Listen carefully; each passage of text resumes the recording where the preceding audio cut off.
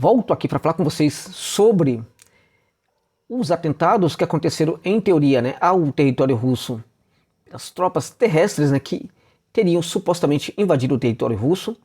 Parece que já há uma confirmação de que, de fato, não aconteceu essa invasão, né? E também tocar um pouquinho no assunto que eu já falava antes, que é a questão dos drones, né, que atingiram as refinarias. E nisso eu vou apenas fazer alguns ajustes em relação ao que eu dissera anteriormente, né? Comentar com vocês também sobre dois ataques russos muito poderosos, bastante significativos também em virtude de onde eles aconteceram, né? Um deles bastante interessante, o outro muito interessante para as tropas russas. Um ataque bem inesperado, né, por parte das tropas da Ucrânia, um ataque que mexe demais com a moral das tropas ucranianas neste momento, né? Então são vários assuntos aqui para nós comentarmos. Peço para você, por gentileza, que deixe o like para este vídeo, que comente. O seu comentário é importante. Pode acreditar, na medida do possível eu leio todos os comentários. Tá muito difícil, mas eu estou fazendo todas as tentativas. Na medida do possível eu tento responder. De quando em quando eu respondo a um ou outro dos meus seguidores aqui, né? De vocês, né? Então, mas na medida do possível eu vou tentar melhorar aí a resposta a vocês. Agora, pode ter certeza, todo o carinho que vocês têm demonstrado nos comentários, eu estou me deparando com eles, estou ficando muito contente com o carinho de vocês também, contente com as críticas que são feitas, algumas críticas importantes, construtivas demais. Teve um ou outro também que fez críticas aí que não foram necessariamente na linha da construção, né? A construção do conhecimento, a construção da reflexão. Ainda assim, agradeço muito a gentileza, muito obrigado por tudo isso, né? Peço a vocês que continuem fazendo um comentário, dando like. Por quê? Porque evidentemente que estamos tratando aqui de um assunto que nem sempre é tão aceitável assim para as grandes mídias sociais, as grandes redes, né, sociais, né? Evidentemente que o algoritmo nem sempre vai trabalhar favoravelmente, né? Acho até que está trabalhando bastante favoravelmente. Já tivemos aqui um vídeo aqui no canal que foi proibido. Inclusive acho até que a plataforma não estava equivocada naquele caso, né? Existem as normas, existem as regras, elas precisam evidentemente ser cumpridas.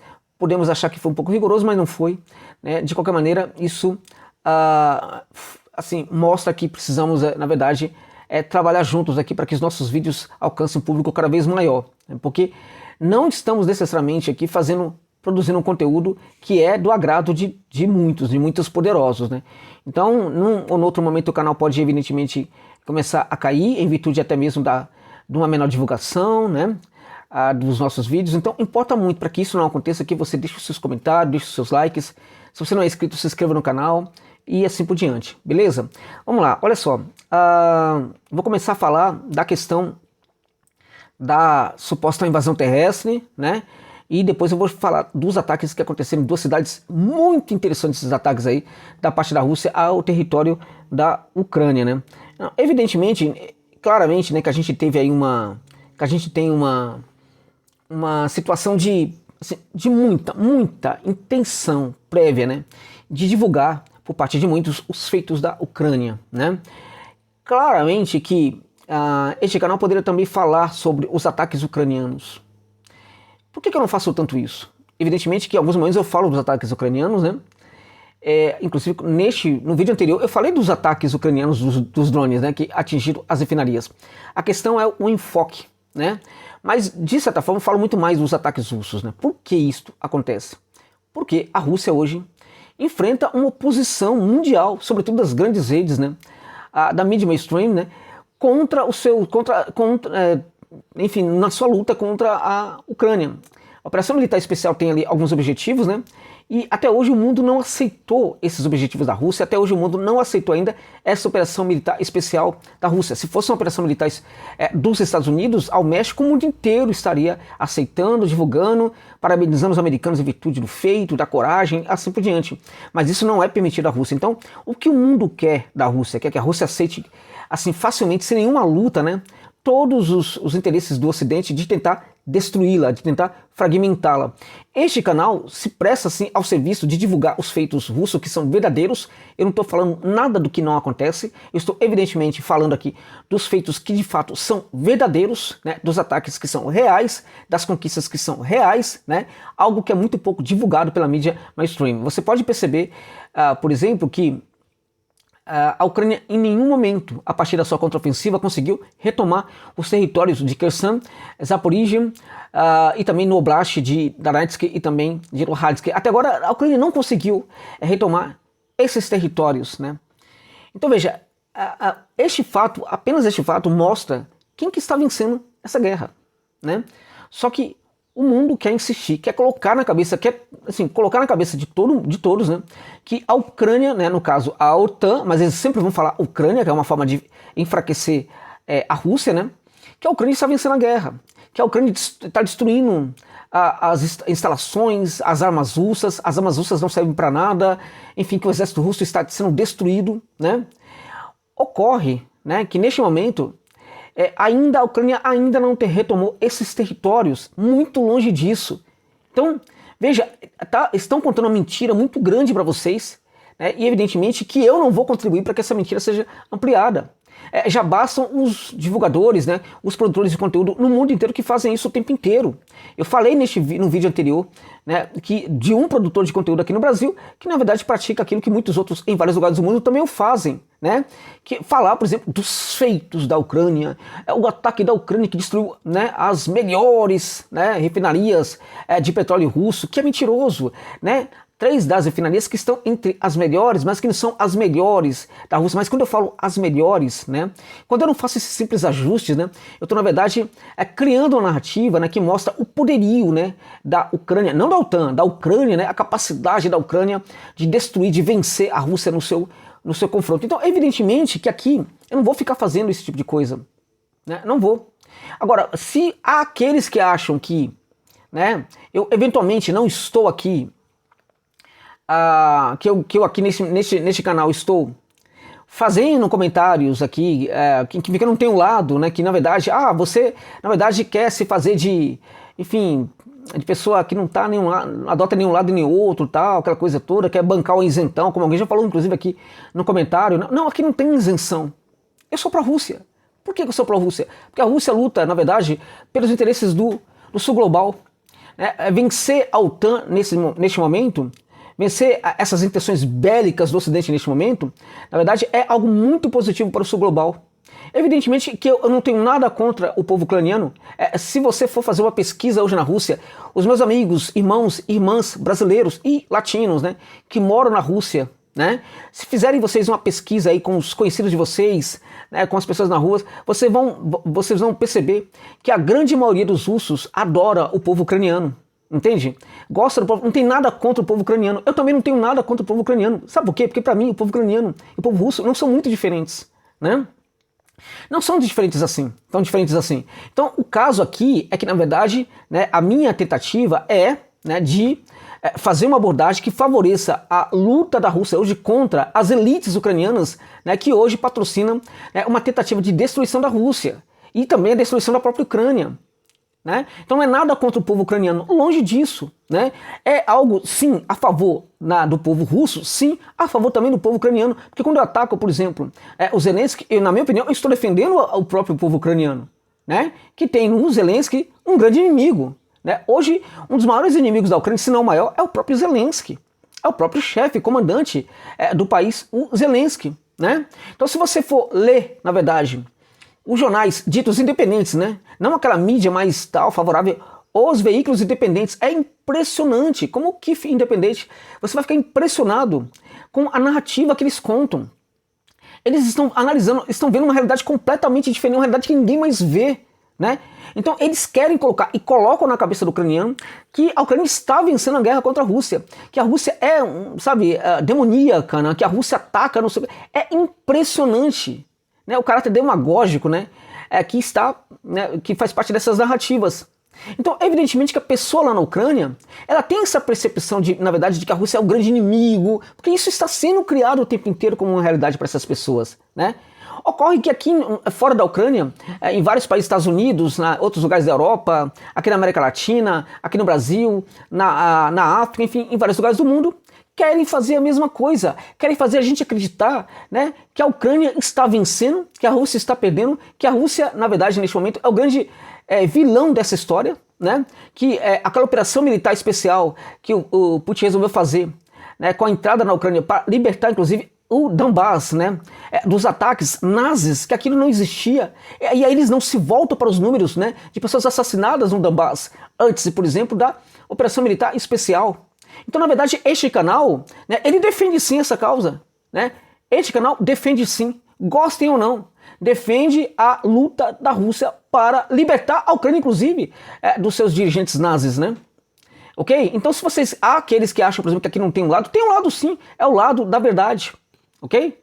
Contra alguns que tentam criar uma narrativa, e aí vem ressentimento, vem um monte de coisa, como por exemplo, um produtor de conteúdo, como eu disse para você aqui no vídeo anterior, né? Então, já temos uma confirmação de que não houve invasão por terra. Não houve invasão. Aqueles militares estavam em Sumy, que é um oblast que fica ali ao lado de Donetsk, né? Eles gravaram inclusive ali um vídeo, né, que depois houve uma localização, encontraram a localização no vídeo, eles estavam em Sumy e eles... Gente, isso é grotesco. Isso é grotesco. É inacreditável o papel ridículo que os dirigentes da Ucrânia estão fazendo neste momento, patrocinando neste momento. Um negócio assustador, né? Então, na verdade, não houve essa invasão, tá? E ela não aconteceu, e este canal, sim, este canal, para aqueles que acham que tem isenção aqui, não. Aqui é um canal a favor do Sul Global, entende? Não é um canal favorável, por exemplo, às grandes potências ocidentais, né, que estão levando o mundo a uma tragédia, a uma barbárie. Para que eles consigam manter um mínimo do padrão de vida em alguns, tá? Não em todos. Em alguns países europeus, o mínimo eles precisarão recolonizar outros países do mundo. Precisarão apertar, na verdade, forçar ainda mais a exploração das pessoas em vários lugares do mundo. Essa é a grande intenção, a intenção por trás de tudo, da parte das potências ocidentais, incluindo os Estados Unidos. O Sul Global hoje precisa lutar contra isso. Entendam, a luta da Rússia é também a luta do Sul Global.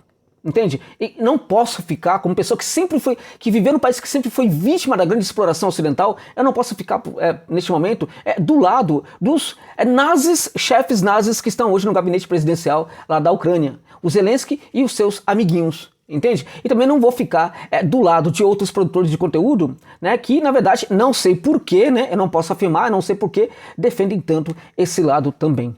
Ok, gente? Vamos lá, olha, falar pra vocês que hoje a Rússia conseguiu aí 2 ataques muito poderosos. O primeiro e o principal deles, né, foi um ataque ao centro de controle de veículos aéreos não tripulados, né, ou seja, drones, né.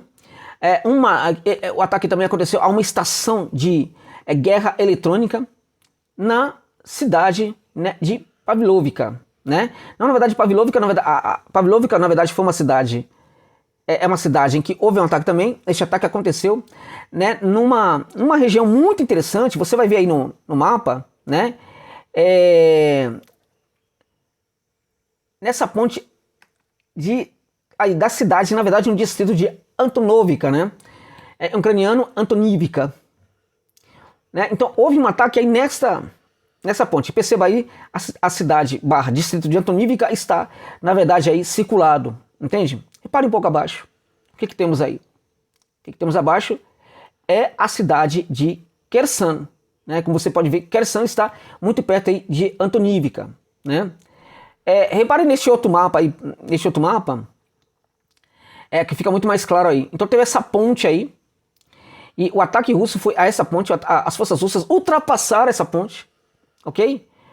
Chegaram ali na região de Kherson e tocaram o terror para as tropas ucranianas que estavam ali. Que tropas ucranianas estavam nessa cidade, né? Era, na verdade, eram tropas que estavam ali numa estação de guerra eletrônica, né? E uma estação de guerra eletrônica que ficava ao lado também de um centro de controle de veículos, né, não tripulados, os chamados drones. No ataque foram destruídos pontos aí de observação, controle, recepção e orientação de tropas, né? Assim como também também né, a estação aí dos drones, né? Também foi destruída aí, no caso aí, um centro de observação aí de controle, recepção e também recepção de tropas ucranianas. Neste caso, entendam, as tropas ucranianas aí, a gente está falando de oficiais, pessoas que pensam a guerra. Nós estamos falando, por exemplo, de infantes, né? Então, na verdade, era muito importante atacar esse espaço. A Rússia estudou, né, pesquisou, né, e localizou esse centro aí, que era um centro gigantesco, muito importante, de onde se pensava, por exemplo, os ataques ao território russo. Neste local, dizem, a Ucrânia estava preparando uma nova ofensiva, né, que poderia fazer a equipe chegar, as tropas ucranianas chegarem ali, por exemplo, a Melitopol, a Mariupol e assim por diante, né? Ou seja, chegar ao Mar Negro, né? Então, na verdade, ali havia, por exemplo, um trabalho, né, enfim, de estratégia para que a Ucrânia conseguisse, né, atacar, né, o solo russo, chegar, por exemplo, ao Mar Negro, né, ou seja, o que seria uma nova ofensiva. A Ucrânia não desiste disso, né, uma nova ofensiva, né. Estamos falando, portanto, de um centro muito importante para a Ucrânia e para a propaganda também da Ucrânia acerca da sua capacidade de partir daquela região de Kherson, né, para uma possível contraofensiva que pudesse levar as suas tropas para o Mar Negro, né. Então veja, assim, 30 oficiais ucranianos foram mortos nesse ataque. 30 oficiais, no caso, todos eles muito importantes para a Ucrânia, porque todos eles tramavam os ataques da Ucrânia ao solo russo. Também foi muito importante esse ataque, por quê? Porque a Ucrânia, ela quer, né, dentro da propaganda de guerra da Ucrânia, ela quer fazer todo mundo acreditar que a Rússia não vai conseguir passar pelo outro lado de Dnieper de maneira alguma, né? Pelo contrário, é a Ucrânia que vai conseguir, por exemplo, atravessar suas tropas em alguns momentos e gerar dano ali naqueles territórios, naquela parte ocidental do rio de Dnieper. E a partir dali, né, criar cabeças de ponte, né, para conseguir se fortalecer e avançar em solo, hoje, no caso, já solo russo, né, porque esses territórios de Kherson e Zaporizhia que estão abaixo do Dnieper, ali, no caso, na posição, no lado, né, leste, esquerdo ali, direito do Dnieper, essas áreas todas ali, elas são áreas já que pertencem à Rússia, foram anexadas à Rússia, né? Então, na verdade, a Ucrânia tem essa tentativa, né, de atacar esse território russo, tomar esse território das mãos dos russos novamente, né? E sempre quis fazer com que todo mundo acreditasse que os russos não conseguiam fazer nada. Isso já está caindo completamente por terra. Em Zaporizhia já houve ali, por exemplo, a conquista da cidade de Krink, né? E agora, isso é muito importante vocês terem claro. Se você reparar no mapa, o distrito de Antonivka, na verdade, está, né, praticamente dentro ali da cidade de Kherson. O que é Kherson? É a capital do Oblast de Kherson. Então essa parte, na verdade, é a leste do Dnieper, né? Na verdade, a oeste do Dnieper, que não foi conquistado ainda pela Rússia. Eu presumia que demorasse muito para a Rússia fazer qualquer tentativa de tomar Kherson, assim como também qualquer tentativa de tomar Zaporizhia. No entanto, gente, este é um sinal muito interessante, é um sinal de que a Rússia pode sim estar tramando a tomada da cidade de Kherson a qualquer momento, né? Então, porque tudo começa assim, vai lá, ataca um centro de treinamento, vai lá e ataca um centro de inteligência, vai lá, ataca um importante centro em que a Ucrânia, o inimigo, pensa, né, as suas atitudes bélicas, né? Ou seja, um lugar em que a Ucrânia pensa a sua estratégia de guerra. Então você vai lá e destrói. Este geralmente é o primeiro sinal, né, que a Rússia dá de que vai atacar e vai tentar tomar aquela região. Então isso é muito importante. Eu não presumia que a Rússia tentasse alguma coisa em torno de Kherson, pelo menos até o próximo ano, né? Mas os sinais já são muito diferentes, né? De que a Rússia de fato pode tomar. Então o que fizeram as tropas? Foram lá, atacaram as tropas ucranianas, 30 deles foram mortos porque eles não esperavam por esse ataque, saíram correndo, né? Todos eles ali saíram correndo, alguns foram eliminados, outros fugiram às pressas. A Rússia destruiu completamente tudo que viu pela frente. E o que fizeram as tropas russas depois que geraram essa destruição? Voltaram para o seu território. Voltou, atravessou de novo ali a ponte Antonivka, né? Voltou para aquele território, né? No lado ali esquerdo ali do Dnieper, né? Então, na verdade, esse movimento de ir e vir é importante. Seria muito importante que a Rússia voltasse, né? Porque as tropas russas, na verdade, ali era num número muito pequeno para gerar o avanço ali para ir tentar tomar Kherson, né? Então essas tropas evidentemente que teriam muita oposição. Então o correto neste caso era justamente fazer esse tipo de ataque, né? Atacar, né? Atravessar a ponte, atacar e voltar para o solo russo, né? Porque ali houve uma destruição feroz ali das instalações da Ucrânia que eram utilizadas inclusive para pensar para a estratégia de guerra da Ucrânia e eliminar, no caso também muitos pensadores, né? da estratégia ucraniana, né? Ou seja, muitos oficiais ucranianos. Então foi um ataque realmente muito importante.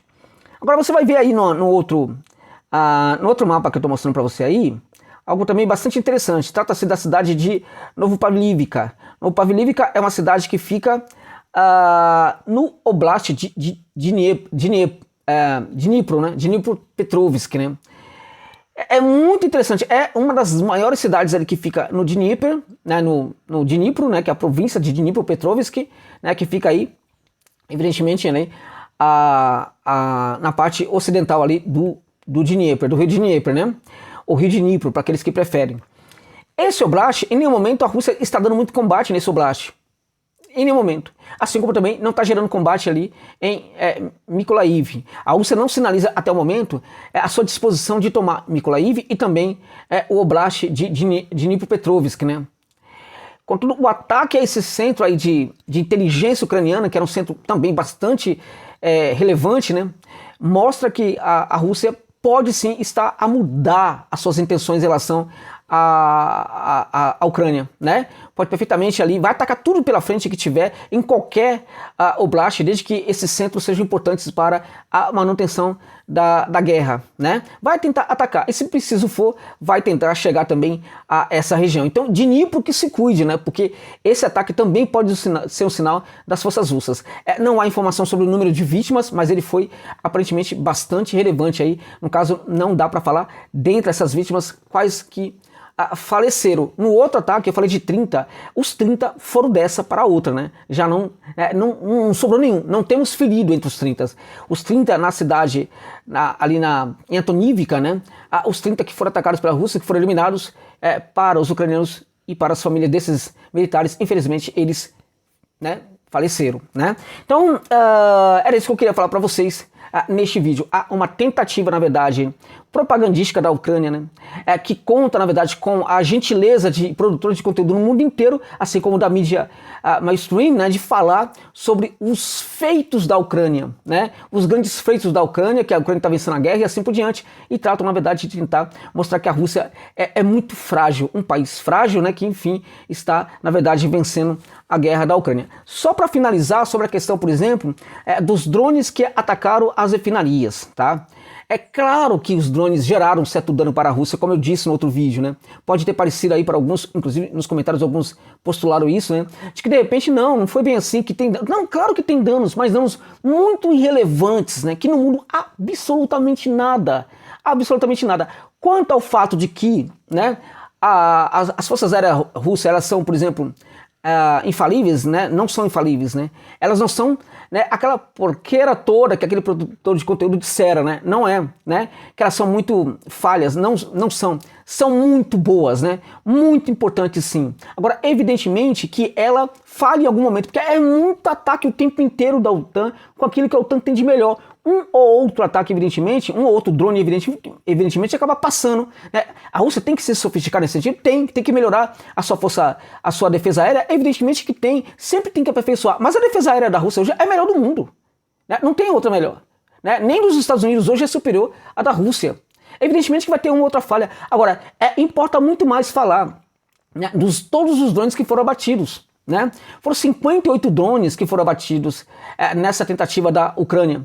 E alguns poucos deles que conseguiram atingir a refinaria. Tá errado? Claro que tá errado. Deveria combater todos. Eu duvido, né, que hoje qualquer outro país conseguiria evitar que um ou outro drone não conseguisse atingir o alvo no território inimigo. Isso vai acontecer, mas isso não diz nada. Isso não diz absolutamente nada sobre uma possível fragilidade da defesa aérea russa. Ela precisa melhorar, mas ela não é frágil como as pessoas estão pensando. Ela é hoje, certamente hoje, é a melhor do mundo. Tá bom, gente? É isso.